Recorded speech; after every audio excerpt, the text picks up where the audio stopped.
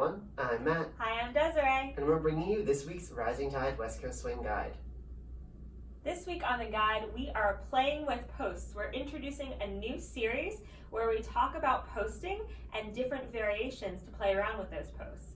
So, what is a post? A post is the moment and associated movement where a leader stops one direction in a move and allows the follower and leader both time to redirect, usually in an anchor, for the next pattern. This week, we are going to show you 3 different post variations, all in our basic movement, and then ask you to join in. Our first post variation is our hard post, where typically we're reaching the maximum or almost the maximum of our connection on the second to last even beat of the pattern. So for a 6 count pattern, that's on count 4. For an 8 count pattern, that's on count 6. Typically, leaders were stepping back or away from our partner in order to establish that connection a little bit sooner.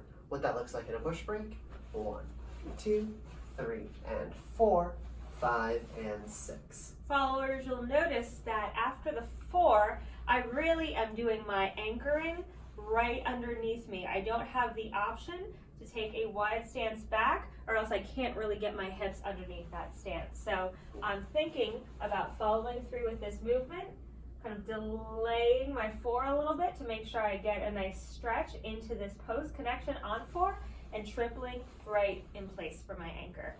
Our next type of posting is what's called a delayed post, where we're establishing the connection or the peak of the connection on the odd beat before the end of the pattern or the and after that. So for a 6 count, that's 5 or 5 and-ish. For an 8 count, that's 7 or 7 and.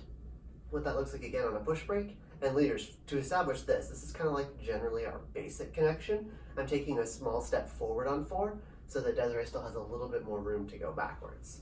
1, 2, 3, and 4, 5, and 6. And then I finish my anchor on the spot. Followers, this will feel like you get the opportunity to fill the space back within the normal timing of the pattern. So counts 1, 2, 3, and 4. I begin to feel that my leader's stretch has begun to stop. So I know I need to kind of decelerate myself, but for 5, and I might still be stepping back, and even 6, taking out that little bit of space into the next one. And then our final type of connection or posting is a floating anchor. So for that type of connection, we're reaching the peak of the connection on the final even count of the pattern, or the and after that. So for a 6 count, that's on 6 or 6 and. For an 8 count, that's on 8 or 8 and. Leaders were achieving this by actually coming forward on 5 and before we land under us on 6. 1, 2, 3, and 4, 5, and 6. For followers, we're really going to have to eat up or fill this space, correct? So if we go into the push break and we stop on 4, 3, and 4, here I really feel like the connection is almost nothing. It's slack, which is my first indication that I probably will be doing a lot of going back in this pattern. For 5, the connection is still slack. For and, this is where I feel the connection begin, almost like the count 4 of a regular 6 count pattern, to reduce in length, right? So there's a little bit of resistance here. Count 6, this is feeling like we're at our post, with a little bit of room to kind of go through into that next moment.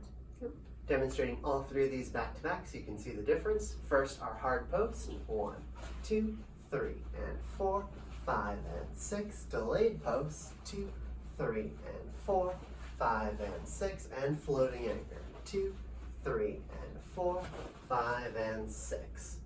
That was your guide. Thank you all for tuning in. You can check us out online at mattdaviswing.com. We're also on Facebook, YouTube, Instagram, and Twitter as Rising Tide Swing Dance Studio. Bye!